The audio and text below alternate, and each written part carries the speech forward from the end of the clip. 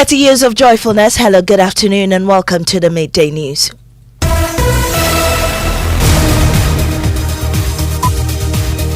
The Midday News is live on Joy 99.7 FM, hits 103.9 FM here in Accra, on Love 99.5 in Kumasi, myjoyonline.com. We're also live in all 16 regions of Ghana via various affiliates, live on X Spaces and Facebook. The Midday News is supported by Petrosol Platinum Energy, energizing dreams. Coming up this afternoon, Ashanti resumes mediation processes in the Boko chieftaincy conflict as he engages the Kusan faction at Mensha Palace. We're live at the Mensha Palace for updates. Also coming up, all schools in the Oti region have been shut down as the Regional Security Council moves to contain the escalating tensions there. The best thing now to do is to see that every child is safe with the parents now. The best thing to do now is to save the students than to say that they should go to school because they have to learn. This afternoon, Noguchi Memorial Institute rules out a localized COVID-19 resurgence, contradicting Ghana Health Services claims. More as the University of Ghana authorities meet health services tomorrow over cases on the campus. Yes, we are talking about not causing severe disease, but spreading very fast and getting a wider scope of people, within a short time. But when we have vulnerable groups within the society, then we should be very careful. More as a virologist warns the vaccines previously taken can wane in effectiveness, and it is important for people to take booster shots. And also coming up, the impact of the Joy News Impact Makers Awards is going beyond recognition as finalists share the support and achievements they've received to do more. I want to thank Joy News for this wonderful platform. I've never received any award in my life. So, this one feels good. My first award on an international level. And now, the National Science and Maths Quiz is back. We kick off today with regional qualifiers. We begin in the Western region, where Archbishop Porter Girls Senior High School, Kwame Nkrumah Senior High School, and Mpox Senior High School face off this afternoon in what promises to be a thrilling contest. These and more coming up with me, Maame Nyamekye. Thompson, stay for details.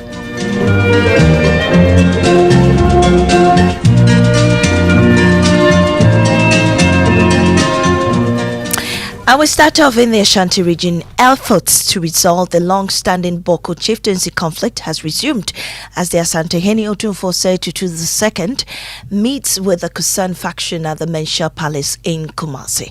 The meeting is part of renewed dialogue aimed at ending decades of violent clashes between the Kumasi and Mamprisi factions over rightful succession to the Boko skin.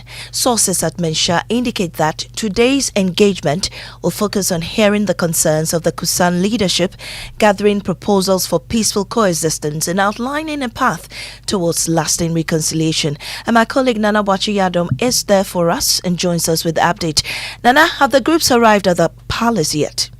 Maame, as I speak to you, we have clarity that the Kusan faction have arrived at the Mensha Palace. They were there as early as 10 a.m. With the traditional council alongside some members of the Kusan faction leading into the palace for their meeting with the Asante. And how do you anticipate the engagement is going to go? What have you picked up so far? Earlier this year, we realized that the Asante had met the Kusas and the Mamprisi factions as well in the mediation efforts. And the Kusan faction would be the other faction, not the last, but then the other to meet the Asante. It is going to be a private engagement with the Asante. We're being told that this faction is expected to be the very last to accept the processes that have been reached so far with the other factions that met the Asante earlier this year. And so we are anticipating that we'll reach a consensus with the Kusan faction during their meeting today with the Asante. Thank you so much. Nana Bwachiyadom is our man on that beat for us in the Ashanti region. Now, all schools in the Oti region have been asked to close down temporarily by the Security Council as part of measures to ensure safety and security of students. This comes after 2 students were killed and 3 others injured in separate incidents, one shot while in class and another on her way to school. Last week, senior high schools were closed, but speaking on News Desk on the Joy News channel, the regional minister NRESEC Chairman John Kwejo Japon mentioned basic schools have also been asked to close down. He asked the Education Ministry to assist the Regional Education Directorate on students preparing for the WASSCE. The schools are closed down in Mpox town and its environment. And when you come to Mpox, other businesses are also closed down their work.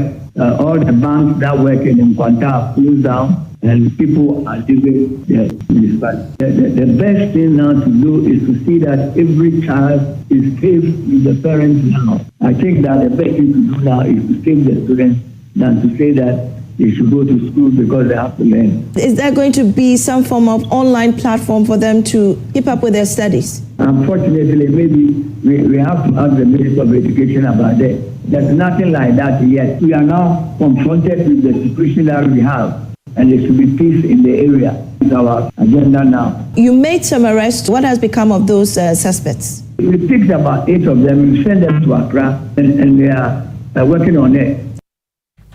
And we had the Regional Minister or NRESEC Chairman John Kwejo Japon in an interview with me on the Joy News channel. Now, speaking on the same show, Executive Director for the Institute of Education Studies, Dr. Peter Enti, proposed an online studies alternative for such learners so they do not miss out on the academics. According to him, such alternatives should be made available to all communities experiencing violence, which adversely affects students. Now, the stakeholders in the contract area need to identify that those who are supporting the factions are not doing any good. How about we identify them and involve them in a dialogue, and then also make them understand that their support to the factions is not helping the situation. Now you have schools closed, there are various, amenities closed up, which is not helping anybody. So I think we need to attack the situation head on, get the stakeholders together, and then address the issues once and for all.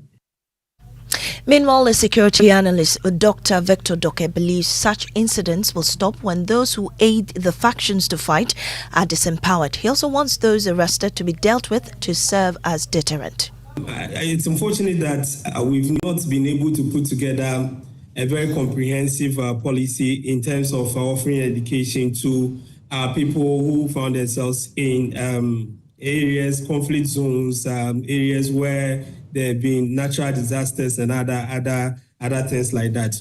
As it stands now, we have closed the senior high school, but students are preparing to write WASSCE. They will write the same exams like their colleagues all over the country. This means that providing education in times of emergency is very, very important. By this time, if we had a very robust policy, we would have opened up that particular policy, and then we will see students being offered alternative routes to access quality education through online platforms, through other avenues that we have created to serve our students when they are in an emergency situation. We do not have something robust like that, and it's very unfortunate because the students are the ones who are going to suffer at the end of the day. Now, the Noguchi Memorial Institute is warning that Ghana is currently not only experiencing a localized resurgence of COVID-19, but is also receiving cases from different parts of the country. Speaking in an interview with Joy News is Professor Kofi Boni, also head of virology at the Noguchi Memorial Institute, said the current strain does not cause severe disease, but spreads faster and may prove dangerous to vulnerable persons. We'll hear from him shortly in a moment. Maxwell Agbagba joins me with a statement from the Ghana Health Service. Maxwell, what does the statement say? So this statement was released on the 26th June from the Ghana Health Service. It says the World Health Organization no longer classifies COVID-19 as a public health emergency of international concern. However, the pandemic is not over. Sporadic outbreaks, which may follow seasonal patterns, are expected to occur globally. And then it gives the situation in Ghana. It says in Ghana, COVID-19 cases have been steadily declining for over a year. Nonetheless, surveillance continues nationwide through the Ghana Health Service and the Noguchi Memorial Institute as part of National Influenza and COVID-19 monitoring program across all 16 regions. Now, it gives the recent developments, details of that. It says, in recent weeks, an uptick in COVID-19 cases has been observed, currently limited to the University of Ghana community. And Ghana Health Service is actively collaborating with the university authorities to contain the outbreak and review measures in response to the evolving situation. The current cases are all mild with no admissions. However, if anyone experiences any of the following symptoms, including fever or chills or cough, sore throat, they should report to the nearest hospital, Maame. Interesting. Thank you, Maxwell. Well, the Noguchi Memorial Institute is warning that Ghana is currently not only experiencing a localized resurgence of COVID-19, but is also receiving cases from different parts of the country. Then way down to somewhere in May, we started getting cases from other regions. Eastern region, we have some few cases there. Greater Accra, some parts outside university district, the district that university is situated, we have some cases coming in. Volta region, Ashanti region. So we have had cases from all these regions. But you see, what broke the camel's back was 2 weeks ago, where we had an overwhelming number of cases from the university community. That is what maybe gave reason to the circular that the university sent around, that then the university the university community should be aware of what is happening so that they will take the needed precautions. So yes, it is not a localized resurgence, I would say. We'll be having these cases, and it is expected because we are in the rainy season. And during this time, we are expecting to have a lot of these respiratory infections coming up, especially the influenza-like illness. Yes, we are talking about not causing severe disease, but spreading very fast and getting a wider scope of people, within a short time. But when we have vulnerable groups within the society, then we should be very careful, because it may not be so severe on the very, let's say, immune competent persons or younger ones. But what about those who are vulnerable in the society? Well, Professor Kofi Boni also said that vaccines previously taken can wane in effectiveness, and it is important for people to take booster shots. The vaccines we took was to prevent severe disease. So if we are having new strains coming in place and we are getting it spreading, then it calls for the time for us to take vaccines or boosters. So we cannot say that the vaccines that we took has more or less not relevant, but we always have to mind or take into consideration that we have what we call our immunity can wane with the vaccines that we took some time back.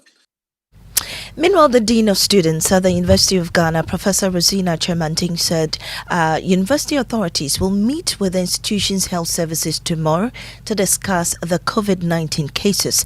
The minority on Friday raised the red flag over the disturbing rise in cases at the university's campus.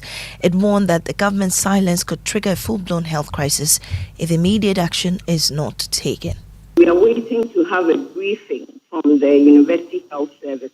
So we have a meeting with them tomorrow, and then they will give us the updated numbers. Then we know what measures to do. Well, we know that the numbers were increasing gradually. So there was a resurgence, and so we needed to take measures to contain the numbers. The university community is big. We have people coming from outside, people within, people going outside and coming back in, so you cannot tell.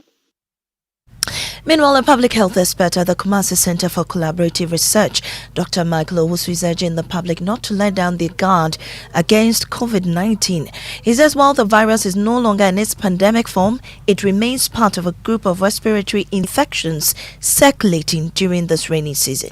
The University of Ghana has reported what they call a localized outbreak of COVID-19 among students. And if you ask me whether COVID is back, what I would say is that COVID is not back. COVID is endemic. And it's been with us for almost 1 or 2 years now. Almost every time you have about 10 people present with respiratory illness, you expect that 1 or 2 of them will be COVID. It's not just COVID, but it will be among the cluster of viruses that are associated with respiratory illness. If you look at now, we are in the wet season now, raining a lot of flu symptoms. Many people people are coughing, sneezing because of the weather condition. And if you have to look at the spectrum of viruses that are associated with this, you find COVID, you find influenza virus, and other respiratory viruses as part of this. We see this as one of the usual rise in the spectrum of viruses of which SARS-CoV-2 is part. You will expect that if people are in crowded areas and interact and engage, there will be an active transmission among them, and many people will be coming. Well, there's more developing on this, and Fred Smith, head of our health desk, joins me in studio. Fred, what more are we learning? Well, we do understand that the health minister has currently been summoned to appear before Parliament, and his appearance will be tomorrow, and he will give updates on this situation. What we know is that the update website, which the Ghana Health Service launched at the start of the pandemic, has been down for several months now, and so it's very difficult to even track the cases and where they are. Right. So you can take precaution. Well, there's also something developing on Mpox, right? Yes, indeed. There are fresh cases coming up. We've recorded 14 new confirmed cases. It brings our total to 133. Good news here is that no one has died, no one is on admission, and everything is fine. All those who have had that infection is doing well. Let me repeat the common symptoms: fever, rash, headache, swollen lymph nodes, and then how to protect yourself. You avoid close contact with anyone showing symptoms. Wash your hands regularly with soap and water. Seek medical care if you feel unwell. Thank you so much. Fred Smith is head of our health desk. Now let's do some politics. The NPP minority in Parliament are once more up in arms against the Economic and Organised Crimes Office, accusing it of weaponizing bail conditions to persecute appointees of the erstwhile NPP administration. This comes after former CEO of the National Food Buffer Stock Company, Abdul Hanan Wahab, and his wife continue to remain in Yoko custody for failing to meet bail conditions after their arrest last week. The two bail conditions are 80 million cedis with 3 sureties, all to be justified. And Kwekwa Santi of our legal affairs desk joins me in studio with more on this. Kwekwa, briefly recount the story behind the arrest last week. So we know that last week, Wednesday, National Security and Yoko operatives conducted what was called an operation in both Accra and Tamale, and they picked up Mr. Wahab and the wife and have actually since then detained them. They are investigating them for alleged tax evasion, money laundering, and causing financial loss to the state. Mr. Wahab was granted bail in the tune of 50 million cedis with 2 sureties to be justified. The wife has also been granted bail 30 million cedis, 2 sureties, 1 to be justified. They have not met those bail conditions and are currently in custody. Well, the minority are demanding the immediate revision of these bail conditions. Do they threaten to take any action? Well, yes, according to this statement signed by Patricia PJ, the deputy minority leader, she says, bail condition is not something to be used as punishment or pre-conviction sentence. It is a legal instrument meant to ensure an accused person's availability for trial. We demand the immediate review of the bail conditions imposed on Mr. Wahab and his wife. The bail must be reasonable, fair, and consistent with the law, and not an indirect punishment. Mr. Wahab must be released on terms that uphold both his dignity and the principles of justice. Thank you so much, Kwekwa Santi. Now, still on arrest and detentions, former managing director of GIHOC, Maxwell Kofi Juma, was also arrested on Sunday at his home in Kumasi by operatives of the National Security. Joy News understands Mr. Juma has since been brought to Accra to the police headquarters for questioning. He's expected to be charged with stealing. NPP Ashanti Regional Communications Director Paul Kwabna Yando says efforts are underway to secure his bail. We were with him yesterday. He obtained 75 years on Friday, and so we came to his house to celebrate with him. We were there yesterday, and 2 pickups entered his house with some armed men and told us that they have to go with Honorable Maxwell Kofi Juma to National Security Office. Pushed him in their pickup and then sent him to Central Police Station, where we spent the whole day and night, and then until 4:30 a.m. this morning they came with another pickup and picked him, then brought him to police headquarters, CID headquarters. So at the moment, we are at police headquarters in Accra. Do you have any idea why he was arrested? Have the police explained what the charges may be or anything of the sort? They said they have charged him for stealing, and that what constitutes the stealing, they are saying that the car that he was using when he was was not supposed to take the house, but he sent it to the house. Meanwhile, Honorable is claiming that he has bought the car from Gihok, and then he has made the necessary processes and procedure in paying all what's supposed paid. Meanwhile, a private legal practitioner, Noah Ephraim Adamte, has sued the Attorney General, asking the Supreme Court to declare as unconstitutional the practice of state security organizations arresting persons and keeping them beyond 48 hours because the bail conditions they impose have not been met. And Kweku Ashanti is still with me in the studio. Kweku, what are the reliefs being sought in this case? So, three main reliefs. He wants a declaration that upon a true and proper interpretation of the Constitution, person arrested within the 48 hour from the time of arrest, unless the arrestee is released, either on unconditional or conditional bail within the 48 hours, must be presented to court a declaration that the constitutional duty to present the arrestee before court within 48 hours is not satisfied by the state when the arrestee is granted bail subject to conditions which are unmet. Essentially, what he is asking the Supreme Court to decide on is that when state investigative bodies arrest a person, even if they grant them bail within that 48-hour rule, if that person does not meet the bail condition, you present them to the court for the court to impose its own bail conditions. Thank you so much, Kweku Ashanti. He's with our Legal Affairs at Desk. You're still listening to the Midday News here on Joy 99.7 FM. We'll take a break. When we return, the impact of the Joy News Impact Makers Awards is going beyond recognition as finalists share the support and achievements they've received to do more. I want to thank Joy News for this wonderful platform. I've never received any award in my life. So, this one feels good. My first award on an international level.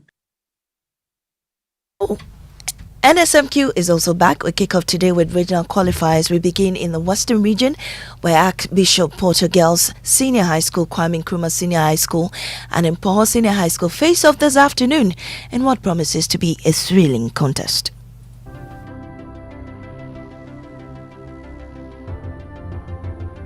When budgets are tight and money difficult to come by, you want to be sure you get the best value for your money. These are not times to be spending money fixing expensive engine problems because of cheap fuel and lubricants. Drive to a petrol source station today and buy your quality fuel and lubricants, and rest assured of fuel that lasts long and lubricants that prevent expensive engine problems. Hear the sound.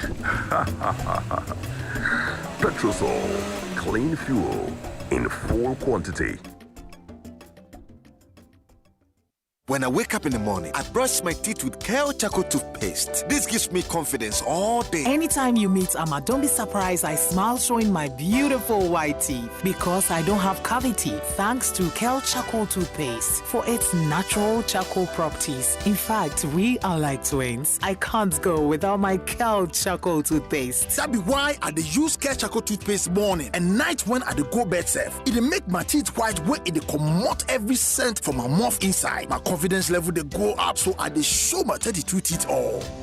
Introducing the Kale Charcoal toothpaste, formulated with activated bamboo charcoal powder, ensures whiter teeth and removes bad breath. The strong natural property of the activated bamboo charcoal removes bacteria, absorbs surface stains on our teeth caused by coffee, wines, and tobacco. Welcome, Kale Charcoal toothpaste. Kale Charcoal toothpaste, Sankofa Yenchi. Kale, happy smile. This advert is FDA approved.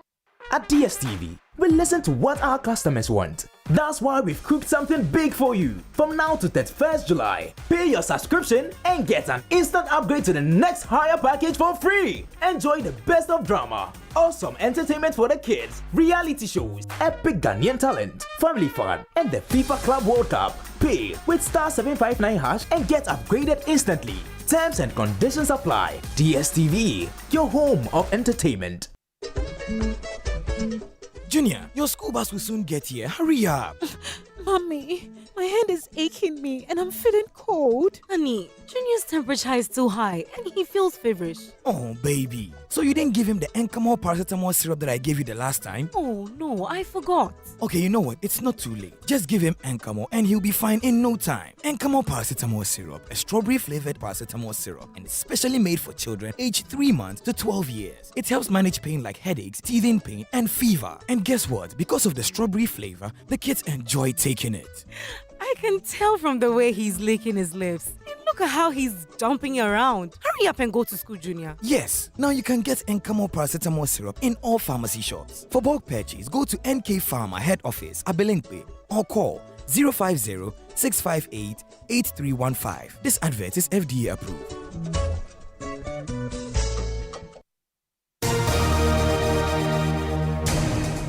Welcome back to the Midday News. We have sports. Yes, Maame. So the Joy Sports Invitational Tournament is set to return on Saturday, August 9, 2025 at the University of Ghana Stadium. Now, following a successful comeback in 2024, this year's edition promises another thrilling day of corporate sports, networking, and healthy competition. Max Fuga is the head of sales and marketing here at the Multimedia Group. As we promised last year, the 2025 edition is going to be bigger and better. We have improved and increased the variety of the games that the teams are going to participate in. We have also put in measures to ensure the comfort of the participating teams. We've taken the feedback from last year's event, and I can assure everybody that this year will be an experience that they will never forget.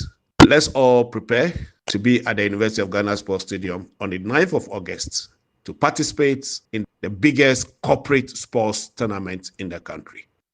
Yeah, so registration forms are available at the front desk of Joy FM. It can also be downloaded from myjoyonline.com. Back to you, Mamisi. Thank you so much, Mubarak. Now, the glow of the spotlight may have dimmed, but for some finalists honored at the 2025 Joy News Impact Makers Awards, the real impact is only just beginning. Posha Damba shared that the award had sparked renewed support in her mission to restore share trees in her community. Since last year, I've been working with Global Share Alliance to get some share seedlings to plant in my community, because I do advocacy on tree planting as well, because I try to discourage them not to cut the tree. So I was trying to get 1,000 seedlings from Global Share Alliance to plant as a way of going beyond the advocacy. And as we speak, Global Share Alliance, they have promised to even increase the 1,000 to 3,000 just after the award.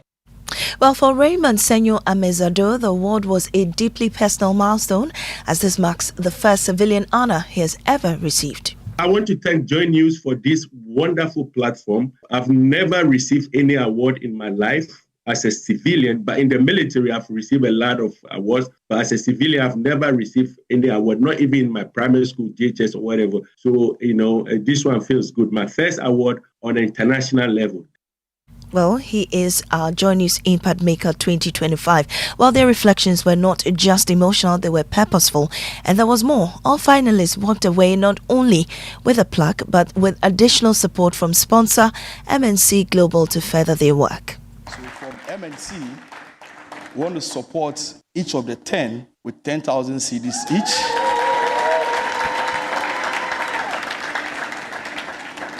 It is not much, but looking at what they are doing, I want to employ each and every corporate person to give back. If we all give back to society like this in our own small way, I believe it will lessen the burden of government. Thank you.